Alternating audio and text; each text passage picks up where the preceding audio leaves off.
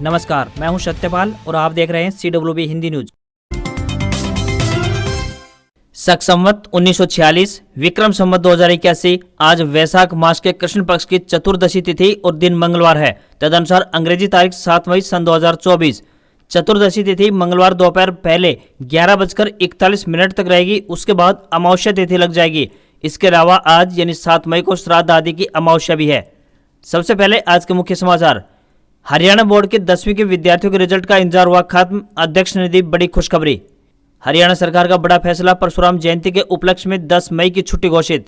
हरियाणा की भिवानी महेंद्रगढ़ लोकसभा सीट पर भीतरघात का खतरा बना, ये वोटर्स करेंगे हार जीत का फैसला। किसानों ने धान के बीज के लिए लगाया जाम, बीज की कालाबाजारी करने का लगाया आरोप। जेपी का नामांकन कराने पहुंचे पूर्व सीएम हुड्डा, बोले जयप्रकाश को जिता दो, मैं तारी हरियाणा में सरकार बना दूंगा। हरियाणा में जल्द बदलेगा स्कूलों का समय, शिक्षा मंत्री सीमा त्रिखा का बड़ा बयान सामने आया। लोकसभा इलेक्शन अपडेट, कांग्रेस ने जारी की हरियाणा में स्टार प्रचारक की सूची, राहुल गांधी समेत 40 नेताओं के नाम शामिल। आईपीएल 2024 में सूर्य कुमार यादव की सेंचुरी के दम पर मुंबई इंडियंस ने वानखेड़े स्टेडियम में सनराइजर्स हैदराबाद को 7 विकेट से हराया। झज्जर में नवीन जयंत के मतदान को लेकर अपील, बोले नेताओं के चक्कर में भाईचारा न करे खराब। प्राइवेट नौकरी अपडेट, इंडिगो एयरलाइंस में कॉन्ट्रैक्ट राइटर की वैकेंसी, ग्रेजुएट करे अप्लाई, जॉब लोकेशन गुरुग्राम। और बीएसएनएल देश भर में अगस्त से शुरू करेगी 4G सर्विस, स्वदेशी होगी टेक्नोलॉजी, पंजाब से शुरुआत। और अब खबरें विस्तार से। हरियाणा में इन दिनों गर्मी जमकर सितम ढा रही है। मौसम विभाग द्वारा मिली ताजा जानकारी के अनुसार माने तो इस सप्ताह दिन का अधिकतम तापमान 45 डिग्री को पार कर सकता है। दिन बीतने के साथ साथ तापमान में भी बढ़ोतरी देखने को मिल सकती है। यह सप्ताह आम जनमानस के लिए काफी परेशानी भरा हो सकता है, क्योंकि गर्मी अपना प्रचंड रूप दिखाने वाली है। इस दौरान लू तो चलेगी ही, साथ ही दिन का तापमान 45 डिग्री को भी पार कर सकता है। 11 मई की रात को एक मध्यम श्रेणी का पश्चिमी विक्षोभ सक्रिय होने जा रहा है। इसके बाद 11 से 14 मई के दौरान उत्तर पश्चिमी क्षेत्र में बर्फबारी देखने को मिल सकती है। प्रदेश में हल्की से मध्यम बारिश और तेज गति से हवाएं भी चल सकती हैं। कहीं कहीं ओलावृष्टि भी देखने को मिल सकती है। हालांकि 13 और 14 मई को यह पश्चिमी विक्षोभ सबसे ज्यादा असर दिखाने वाला है। उसके बाद तापमान में फिर से गिरावट देखने को मिल सकती है। अगर आप भी भारतीय नौसेना में शामिल होना चाहते हैं तो आपको बता दें कि भारतीय नौसेना की तरफ से 02/2024 बैच कोर्स के अविवाहित पुरुष और अविवाहित महिला उम्मीदवारों के लिए शुरू होने वाली अग्निवीर MR की भर्ती के लिए एक रोजगार अधिसूचना जारी की गई है। इस नोटिफिकेशन के अनुसार माने तो विभिन्न पदों पर भर्तियां की जाएंगी। बता दें कि यह भर्तियां परमानेंट आधार पर की जाएंगी। इन पदों के लिए आपको ऑनलाइन माध्यम से आवेदन करने होंगे। आवेदन करने की आखिरी तारीख 27 मई 2024 है। इन पदों पर आवेदन भेजने वाले उम्मीदवार किसी भी मान्यता प्राप्त संस्थान से 50% अंकों सहित 10वीं पास होने चाहिए। आवेदकों का जन्म 1 नवंबर 2003 से 30 अप्रैल 2007 के बीच हुआ होना चाहिए। हरियाणा विद्यालय शिक्षा बोर्ड यानी HBSC के 10वीं कक्षा के रिजल्ट का इंतजार कर रहे विद्यार्थियों के लिए बड़ी खुशखबरी आई है। इस बार लाखों की संख्या में विद्यार्थी 10वीं की बोर्ड परीक्षा में बैठे थे। बता दें कि 12वीं की परीक्षा परिणाम तो 30 अप्रैल को ही घोषित किया जा चुका है, लेकिन अब 10वीं के विद्यार्थी अपने रिजल्ट का इंतजार बड़ी बेसब्री से कर रहे हैं। बोर्ड 10वीं के परीक्षा परिणाम की तैयारी में जुटा हुआ है। बता दें कि बोर्ड की परीक्षाएं 27 फरवरी से लेकर 2 अप्रैल तक संपन्न हुई थी। इस बारे में जानकारी देते हुए हरियाणा विद्यालय शिक्षा बोर्ड के अध्यक्ष डॉक्टर VP यादव ने कहा कि वर्तमान में कर्मचारियों के चुनाव में ड्यूटी लगी हुई है, जिस कारण थोड़ी समस्या बनी हुई है। फिर भी बोर्ड का प्रयास रहेगा कि 15 मई तक परिणाम घोषित कर दिया जाए।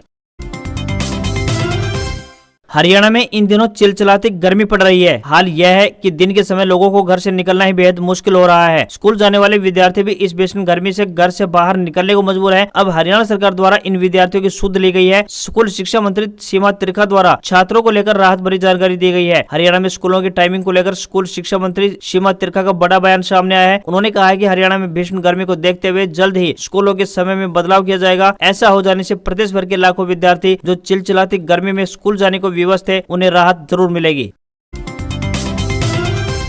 भगवान परशुराम जयंती के उपलक्ष्य में हरियाणा में 10 मई 2024 यानी शुक्रवार को छुट्टी की घोषणा कर दी गई है। इस दिन स्कूल, कॉलेज और अन्य शिक्षण संस्थान बंद रहेंगे। बता दें कि 10 मई को भगवान परशुराम जयंती है। देश भर में इसे बड़े हर्षोल्लास के साथ मनाया जाता है। इसी कारण 10 मई को हरियाणा सरकार द्वारा सार्वजनिक अवकाश की घोषणा की गई है। ऐसा मानते हैं कि भगवान विष्णु के 10 अवतारों में से एक भगवान परशुराम थे। भगवान परशुराम को विष्णु के छठे अवतार के रूप में माना जाता है। इनका जन्मोत्सव वैशाख माह के शुक्ल पक्ष की तृतीया तिथि को मनाया जाता है। 10 मई को शुक्ल पक्ष की तृतीया तिथि है।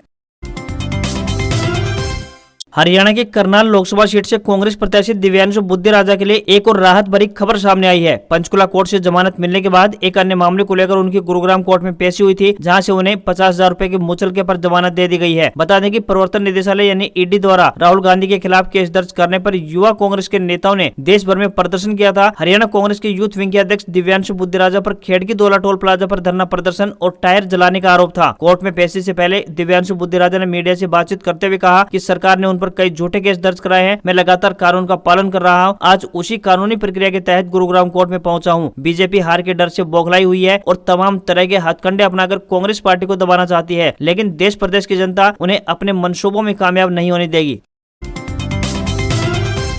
हरियाणा के भिवानी महेंद्रगढ़ लोकसभा सीट पर मुकाबला रोमांचक होता जा रहा है। कांग्रेस की ओर से राव दान सिंह चुनावी रण में उतरे हैं, तो बीजेपी ने लगातार 2 बार से सांसद चौधरी धर्मवीर सिंह पर फिर से भरोसा जताया है। वहीं जेजेपी ने राव बहादुर सिंह को अपना प्रत्याशी बनाया है। भिवानी महेंद्रगढ़ लोकसभा सीट पर भले ही कांग्रेस और भाजपा अपने अपने उम्मीदवारों की जीत का दावा कर रही हो, लेकिन दोनों ही पार्टियों को भीतरघात का पूरा अंदेशा बना हुआ है। कांग्रेस ने श्रुति चौधरी की टिकट काटकर राव दान सिंह को उम्मीदवार बनाया है। ऐसे में देखना दिलचस्प होगा कि किरण चौधरी खेमा चुनाव में राव दान सिंह के लिए कितनी मेहनत करते हैं। वहीं बीजेपी उम्मीदवार चौधरी धर्मवीर सिंह ने भी दक्षिण हरियाणा के नेताओं के वर्चस्व की लड़ाई में खुद के नुकसान का अंदेशा जताया है। पूर्व शिक्षा मंत्री रामविलास शर्मा सीएम नायब सिंह सैनी के सामने भरे मंच से नाराजगी जाहिर कर चुके हैं। वहीं किसानों की नाराजगी भी बीजेपी प्रत्याशी को जमकर झेलनी पड़ रही है। यही कारण है कि इस लोकसभा क्षेत्र से अभी तक किसी भी प्रत्याशी की जीत हार के बारे में कोई भी दांव लगाने को तैयार नहीं है। राजनीतिक जानकारों का मानना है कि भिवानी महेंद्रगढ़ लोकसभा क्षेत्र के अंतर्गत तोशाम, चरखी दादरी, लोहारू और बाटड़ा में जाट वोटर्स बीजेपी उम्मीदवार की हार जीत तय करेंगे।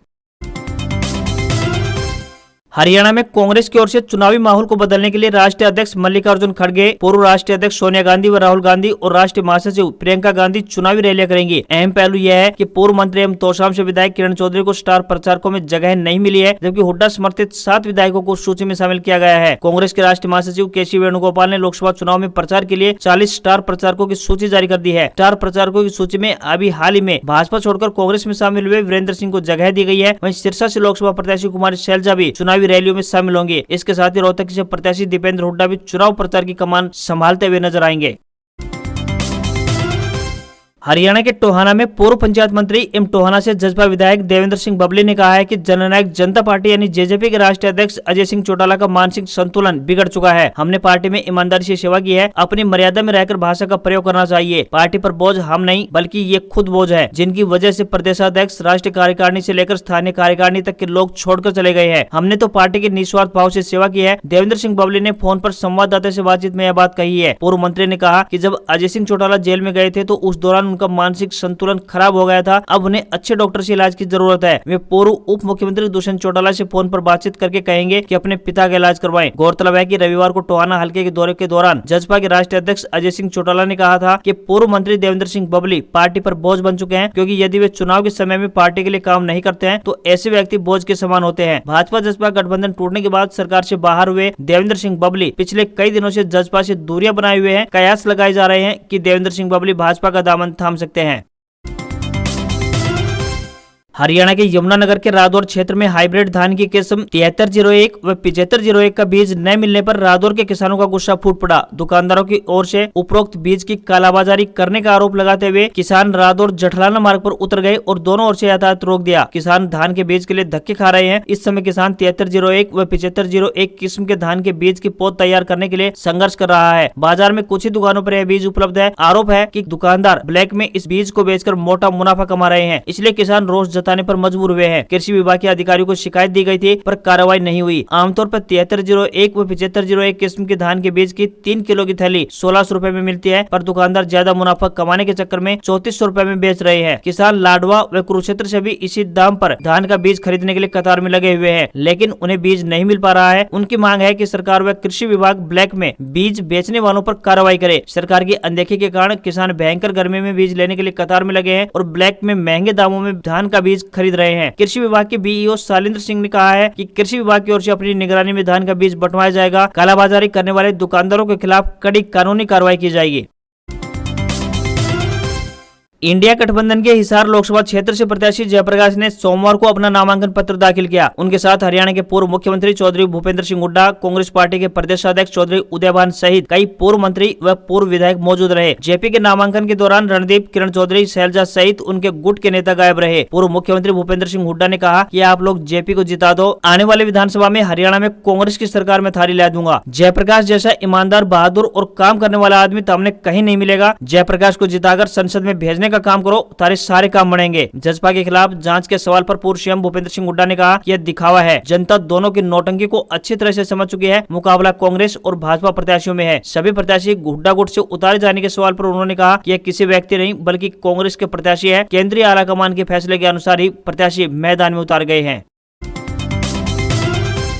गेहूं की फसल कट चुकी है। गंगा रूपी घग्गर के किनारे अब सियासत से जमीन सींची जा रही है। प्रत्याशी जनसभाओं और रोड शो के जरिए वादों और इरादों से मतदाताओं को लुभाने में लगे हुए हैं। चुनावी शोर के बीच मतदाता भी मुद्दों पर मुखर होने लगे हैं। किसान आंदोलन की कसक किसानों की जुबान पर है तो न्यूनतम समर्थन मूल्य का मुद्दा अब भी गर्म है। टेंडर प्रक्रिया में विकास बाधित होने से सरपंच आहत हैं। कर्मचारियों की पुरानी पेंशन बहाली का मुद्दा भी सुलग रहा है। यह स्थिति है पंजाब से सटे अनुसूचित जाति के लिए सुरक्षित सिरसा संसदीय क्षेत्र की, जहाँ इंडिया गठबंधन से कांग्रेस के प्रत्याशी कुमारी शैलजा तो वहीं भाजपा के उम्मीदवार अशोक तंवर के बीच सीधी लड़ाई है। कुमारी शैलजा के सामने खोए हुए जनाधार को पाने का तो वहीं तंवर के समक्ष दोबारा से कमल खिलाने की चुनौती बनी हुई है। सिरसा, फतेहाबाद और जींद जिले के 9 विधानसभा क्षेत्रों को समेटे इस लोकसभा क्षेत्र में मतदाताओं के शुरुआती रुझान से ऐसा लग रहा है कि भाजपा और कांग्रेस के बीच कड़ा मुकाबला है। मीनू बेनीवाल की पार्टी में शामिल होने से जहां इलाहाबाद में जहां भाजपा की ताकत बढ़ी है तो वहीं हलोपा के साथ आने से सिरसा और आसपास के क्षेत्रों में तंवर के साथ ज्यादा लोग खड़े दिखाई दे रहे हैं। तो तंवर सत्ता विरोधी लहर से जूझते हुए भी नजर आ रहे हैं। वहीं महज कुछ दिन पहले चुनावी मैदान में उतरी कुमारी शैलजा की चर्चा भी हर किसी की जुबान पर है। वह सत्ता विरोधी लहर का लाभ उठाने की कोशिश कर रही है। जसपा और इनेलो प्रत्याशी प्रचार में उतने सक्रिय नहीं दिखे। इनेलो प्रत्याशी को उनके गृह क्षेत्र नरवाना और इलाहाबाद विधायक अभय सिंह चौटाला के क्षेत्र में अच्छे खासे वोट मिल सकते हैं, तो वहीं जसपा प्रत्याशी को लेकर कहीं चर्चा नहीं है।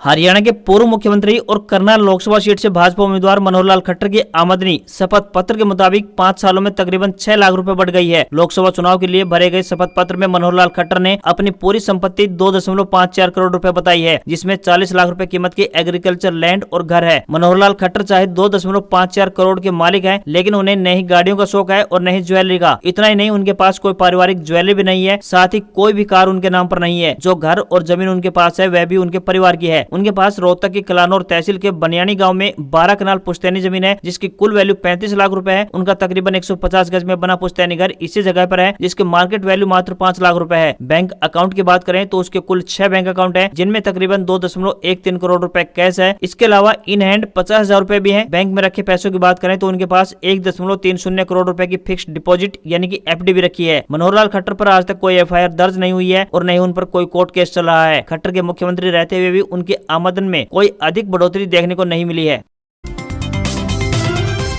इंडिगो एयरलाइन ने कॉन्टेक्ट राइटर की पोस्ट पर वैकेंसी निकाली है। इसके लिए अप्लाई करने वाले कैंडिडेट को अच्छे और इन्फॉर्मेटिव मैसेजेस को लिखने की जिम्मेदारी होगी। इस पोस्ट की जॉब लोकेशन गुरुग्राम है। पैसेंजर अनाउंसमेंट, प्रोफेशनल ईमेल्स और ऑपरेशनल टेक्स्ट मैसेज के लिए कम्युनिकेशन लिखना और उसे एडिट करना होगा। हिंदी और इंग्लिश दोनों लैंग्वेज में एक्सीलेंट कम्युनिकेशन यानी वर्बल और रिटन दोनों स्किल होनी चाहिए। अच्छी टाइपिंग स्किल होनी चाहिए। इस पोस्ट पर अप्लाई करने वाले कैंडिडेट के पास कम्युनिकेशन, जर्नलिज्म, मार्केटिंग या फिर इससे रिलेटेड फील्ड में बैचलर्स की डिग्री होनी चाहिए। कम्युनिकेशन या फिर राइटिंग रोल में वर्क एक्सपीरियंस होना चाहिए। इंडिगो में कस्टमर सर्विस एग्जीक्यूटिव की सालाना सैलरी की बात करें तो 3,60,000 रुपए से लेकर 4,60,000 रुपए तक हो सकती है। हफ्ते के पहले कारोबारी दिन भारतीय शेयर बाजार में सपाट कारोबार देखने को मिला है। सेंसेक्स 17 अंक की तेजी के साथ 73,895 के स्तर पर क्लोज हुआ। वहीं निफ्टी की बात करें तो इसमें 33 अंकों की गिरावट देखने को मिली और ये 22,442 के स्तर पर बंद हुआ। अक्षय तृतीया से पहले सोने चांदी की कीमतों में बढ़त देखने को मिली है। 10 ग्राम 24 कैरेट सोना 430 रुपए महंगा होकर 71,621 रुपए पर पहुंच गया है। वहीं 1 किलोग्राम चांदी 976 रुपए महंगी होकर 80,965 रुपए प्रति किलोग्राम में बिक रही है। दिल्ली की बात करें तो दिल्ली में 10 ग्राम 22 कैरेट सोने की कीमत 66,200 रुपए पहुंच गई है, तो वहीं 10 ग्राम 24 कैरेट सोने की कीमत 72,200 रुपए है। इस महीने 10 मई को अक्षय तृतीया है। इस दिन सोना चांदी खरीदना शुभ माना जाता है। आज खबरों में बस इतना ही। देखते रहिए आपका अपना हरियाणा का सबसे बेहतरीन news channel CWB Hindi news. नमस्कार। इसी आशा के साथ आपका दिन शुभ रहे।